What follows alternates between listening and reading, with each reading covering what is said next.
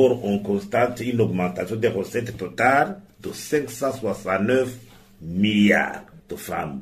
Mais le fonctionnement accapare 520 milliards.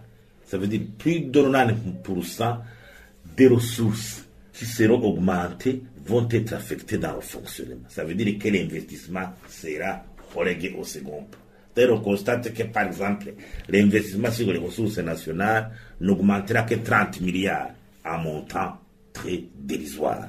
Et encore une fois, le déficit hors don est à 1760 milliards. C'est un montant exorbitant. Ça veut dire que le gouvernement prétend mobiliser des financements auprès des bailleurs, des emprunts sur le marché intérieur et voilà à 1766 milliards.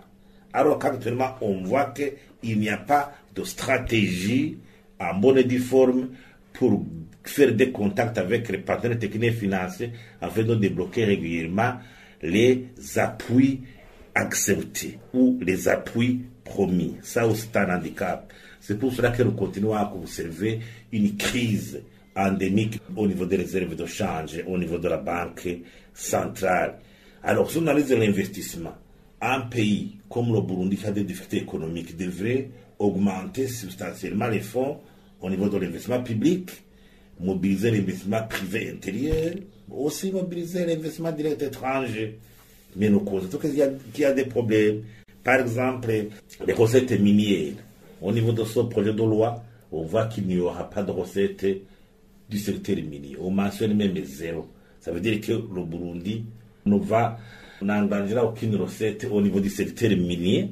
Au niveau du café cototin, vous savez que la production a chuté. La stratégie pour mobiliser les appuis budgétaires mentionnés dans le budget n'est pas encore là. Le problème des devises risque de continuer à devenir une hantise pour le Burundi.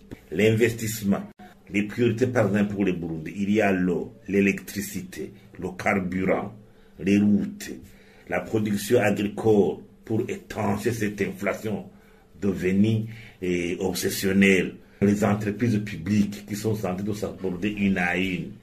Donc, sur tous les points, ce projet de loi ne dit rien de bien dans l'avenir. C'est pour cela que les autorités du ministère des Finances devraient expliquer davantage le contenu de cette loi ou voir comment quand même opérer des modifications visibles pour que vraiment les projets de loi de finances soient des projets qui viennent vraiment tirer les Burundais des affres de la pauvreté, des affres des difficultés dans lesquelles ils se trouvent.